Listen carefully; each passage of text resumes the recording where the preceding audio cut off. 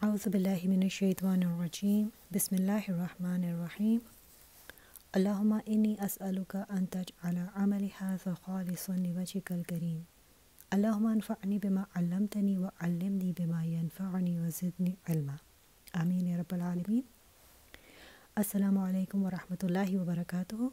Welcome to my Arabic class, lesson number 13. Let's begin with grammar, and today inshallah we will be embarking on a long and inshallah thrilling journey. We are starting af'al. So we talked about the word in Arabic. It can be of three types. A word in Arabic can either be an ism or a fi'l or a harf. Ism we talked about a little bit in detail. We talked about its properties. We talked about constructions that ism makes either with other asma or with huruf.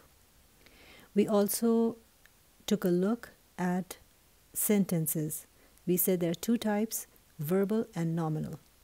And a nominal sentence, we talked about the mubtada and the khabar, talked about the three types of khabar, mufrad khabar, khabar shibu jumla, and khabar jumla.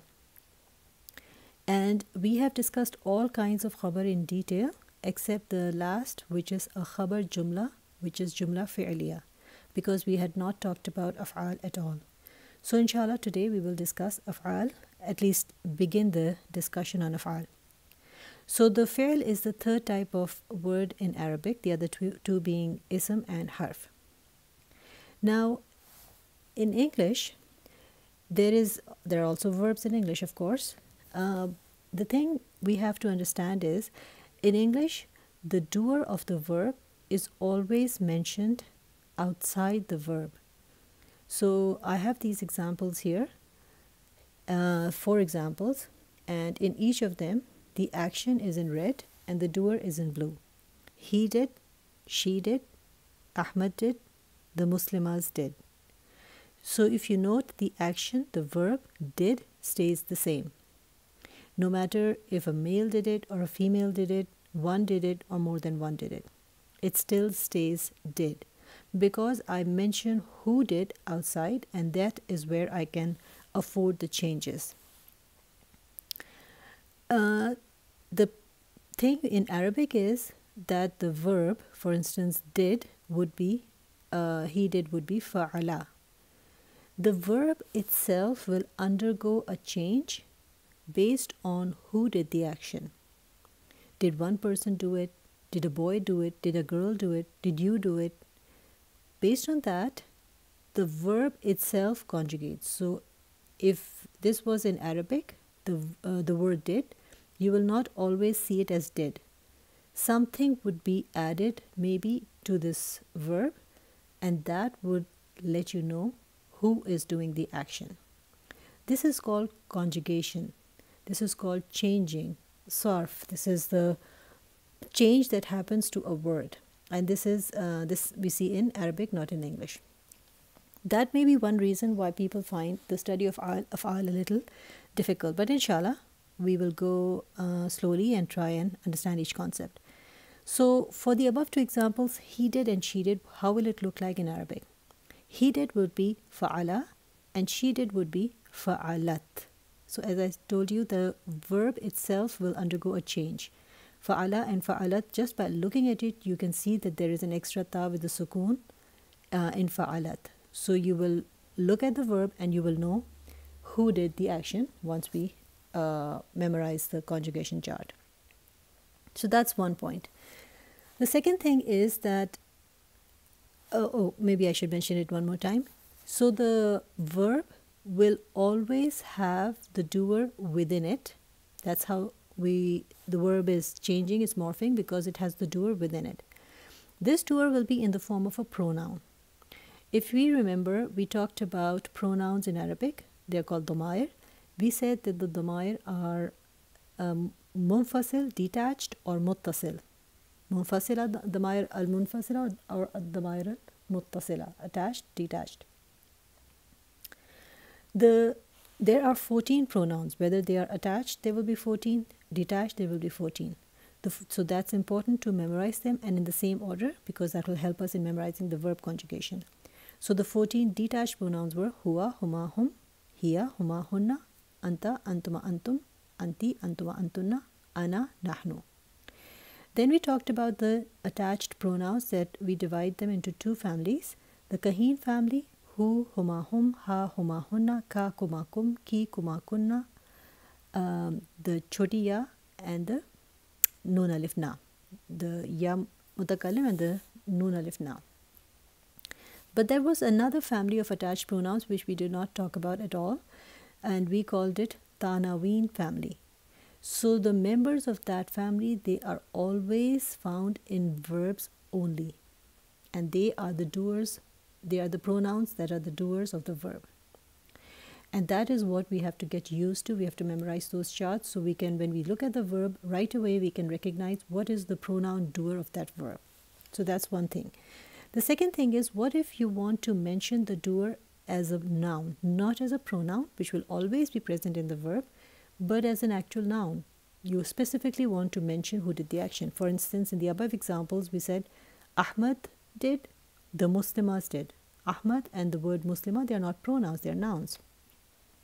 So this is possible, of course, in Arabic, but what will happen is that you can only, out of those 14 conjugated forms of the verb, you can only use 2 if you want to specifically mention a noun who did the action.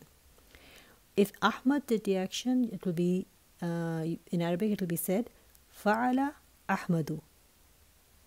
If the Muslimah did the action, Fa'alat al-Muslimatu.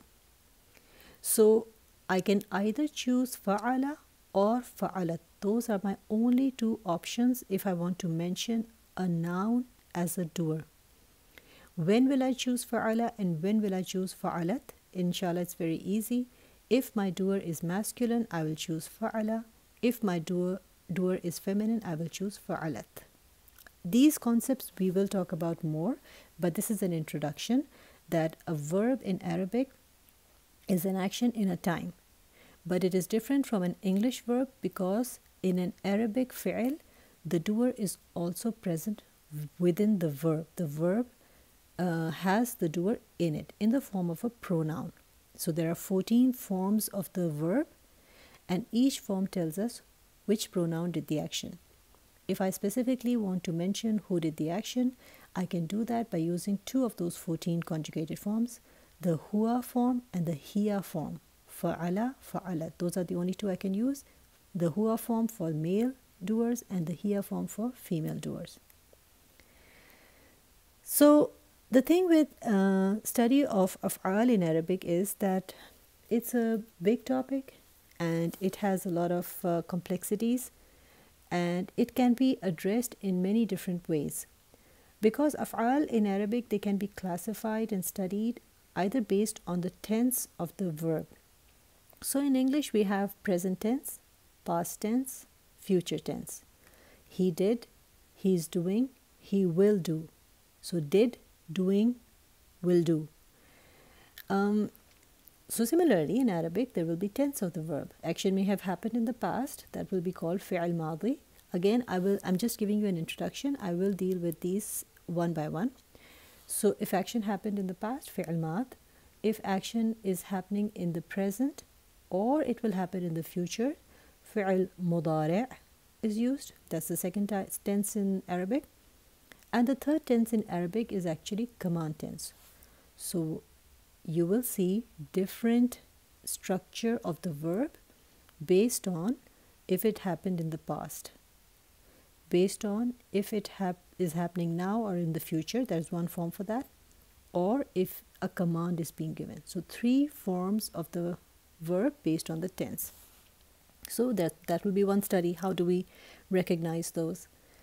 Second way we can study verbs is based on the conjugation of verbs. So we studied in our study of ism that the ism has i'rab, raf, nasb, jar. Present tense verbs also have i'rab, and inshallah we will see what they are and how those why the verbs behave the way they do in terms of i'rab. Sorry, that would be the i'rab of the verbs. Conjugation of verbs is what I talked about the 14 forms of the verb. The verb conjugates, the verb morphs based on what the pronoun is.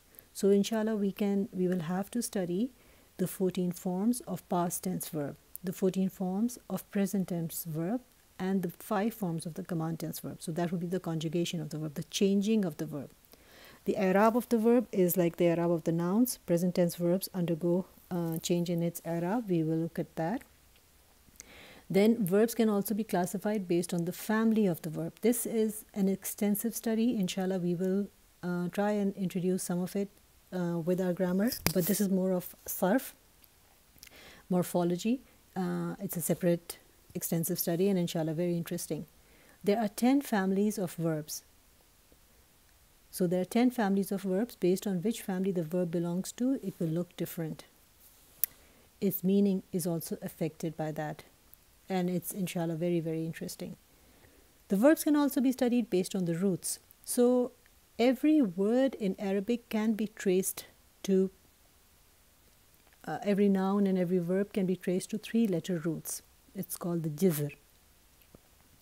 So verbs can be studied based on the jizr, the root letters it originates from.